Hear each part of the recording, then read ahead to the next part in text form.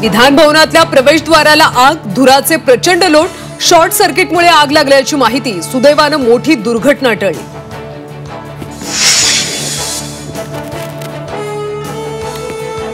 परळीमध्ये मराठा समन्वयक आक्रमक, उपमुख्यमंत्री अजित पवारांसोबत जोरदार घोषणाबाजी।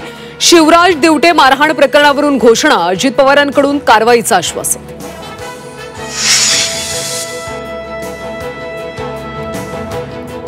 खोटाड्या पाकिस्तानचा बुरखा पुन्हा फाटला। पहलगाम हल्ल्यामागे पाकिस्तानच असल्याचं उघड। 2 दहशतवादी पाक सेनेचे कमांडो असल्याचं पाकिस्तानी रिपोर्टरनेच केली पोलखोल।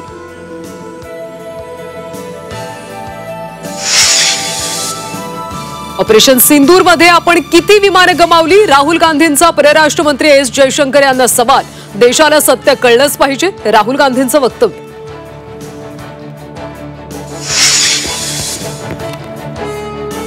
सरकारच्या तिरंगा रॅलीवर बच्चू कडू यांची टीका। पहलगाममधला भ्याड हल्ला हे सरकारचं अपयश लपवण्यासाठी यात्रा सुरू केल्याचा बच्चू कडूंचा टोला।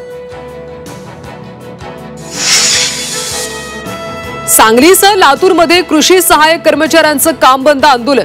कृषी सहाय्यक पदनाम बदलून अधिकारी करण्याची मागणी। काम बंद असल्यानं नागरिकांची गैरसोय। आणि नाशिकच्या स्मशानभूमीतून राख आणि अस्थी गायब। बागलाणच्या नामपूरमधली धक्कादायक घटना। राखीतल्या सोन्यासाठी राख पळवल्याचा संशय।